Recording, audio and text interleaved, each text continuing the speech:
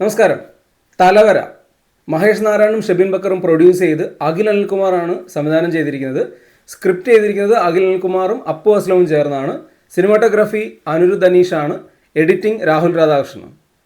So വളരെ ചെറിയൊരു സിനിമയാണ്, പക്ഷേ ഇമോഷണലിയും അതുപോലെ തന്നെ സെൻറ്റിമെൻറ്റ്സ് ആയിട്ടൊക്കെ തന്നെ ഒരുപാട് നല്ല മുഹൂർത്തങ്ങളുള്ള ഒരു സിനിമ കൂടെയാണ്.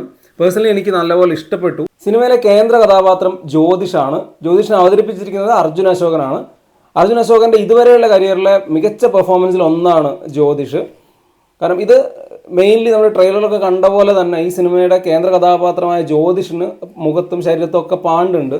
അപ്പം അതുകൊണ്ടുണ്ടാകാവുന്ന ഒരുപാട് ഇഷ്യൂസ്, അയാളുടെ പേഴ്സണൽ ലൈഫിലും അയാൾക്ക് സൊസൈറ്റിയിൽ നിന്നും ഒക്കെ ഉണ്ടാകുന്ന ഒരുപാട് സ്ട്രഗിളുകളുണ്ട്. ഒരുപാട് അടിച്ചമർത്തലുകളോ മാറ്റി നിർത്തപ്പെടലുകളോ ഒക്കെ ഉണ്ട്. അപ്പോൾ അതിനെ ബേസ് ചെയ്തിട്ടാണ് ഈ സിനിമ പോകുന്നത്. അതിൻ്റെ ഒരു സെൻറ്റിമെൻറ്റ്സും ഇമോഷൻസും ഒക്കെയാണ് സിനിമയിൽ ഉടനീളം പറയുന്നത്. പിന്നീട് പുള്ളി അതിൽ നിന്ന് റിക്കവർ ആവുന്ന ഒരു പരിപാടിയൊക്കെ തന്നെയാണ്. പക്ഷേ ഈ സിനിമ എന്താ പറയുക, ടോട്ടലി ഒരു സിനിമാറ്റിക് മൊമെൻറ്റുകളെല്ലാം തന്നു പോകുന്ന സിനിമയല്ല. അപ്പം നമ്മൾ കാണുന്ന ഒരു ഹൈ സിനിമാറ്റിക് എലിവേഷൻ സീനുകളോ ഇമോഷണൽ ആയിട്ടുള്ള സീനുകളോ ഒന്നും അങ്ങനെയല്ല. അത്തരം സിനിമാറ്റിക് ആയിട്ടുള്ള പരിപാടികൾ ഇതിനകത്ത് കുറവാണ്.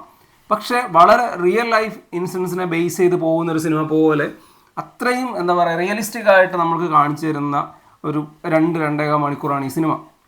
അർജുൻ അശോകൻ്റെ ഇതുവരെയുള്ള കരിയറിലെ ഏറ്റവും മികച്ച പെർഫോമൻസ് എന്ന് വേണമെങ്കിൽ പറയാം. കാരണം സ്റ്റാർട്ട് കണ്ട് പുള്ളി ക്യാരക്ടറിനെ അത്രത്തോളം ഇൻവോൾവ് ചെയ്തിട്ടുണ്ട്. കാരണം ഈ ഒരു ക്യാരക്ടറിനെ ബേസ് ചെയ്തിട്ടാണ് ഈ സിനിമ ഉടനീളം സഞ്ചരിക്കുന്നത്. ക്യാരക്ടറിൻ്റെ കഥയാണ്, ആ ക്യാരക്ടറിൻ്റെ ഇമോഷൻസ്, ആ ക്യാരക്ടറിന് ഉണ്ടാകുന്ന ഒരുപാട് സിറ്റുവേഷൻസ് ഒക്കെയാണ് ഈ സിനിമ ഉടനീളം പറയുന്നത്.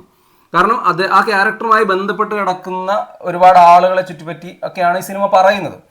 വേറെ വലിയ സിനിമാറ്റിക് സംഭവങ്ങളോ കാര്യങ്ങളോ ഒന്നും തന്നെ ഇല്ല. അപ്പോൾ ഈ ക്യാരക്ടർ മാറിപ്പോയി കഴിഞ്ഞാൽ തന്നെ ഈ പടം ആകെ വീണു പോകും. പക്ഷേ അർജുൻ അശോകൻ അതിഗംഭീരമായിട്ട് സിനിമ ചെയ്തിട്ടുണ്ട്. എസ്പെഷ്യലി ഇതിൻ്റെ ക്ലൈമാക്സിലേക്കൊക്കെ വരുമ്പോൾ പുള്ളിയുടെ ഒരു പെർഫോമൻസ് അടിപൊളിയാണ്.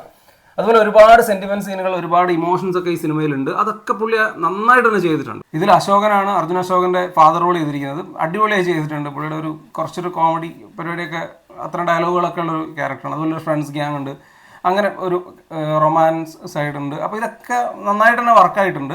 പേഴ്സണലി ഇതിൽ പറയുന്ന ഇമോഷൻസും മറ്റു പരിപാടികളൊക്കെ എനിക്ക് കണക്റ്റായി. അതുകൊണ്ട് തന്നെ ഇതൊരു നല്ല സിനിമയായിട്ട് തന്നെയാണ് അനുഭവപ്പെട്ടിട്ടുള്ളത്. സിനിമയുടെ ഒരു സ്വാഭാവികമായ ഒഴുക്ക് വളരെ നന്നായിട്ടുണ്ട്. പ്രത്യേകിച്ച് ഇതിലെ പെർഫോമൻസസ് ആണ് ഏറ്റവും നന്നായി വന്നത്. അതുപോലെ പാട്ടുകളും മറ്റു പരിപാടികളൊക്കെ ടെക്നിക്കലി ആണെങ്കിലും ഒക്കെ സിനിമ കൊള്ളാവുന്നൊരു എക്സ്പീരിയൻസ് ആയിരുന്നു.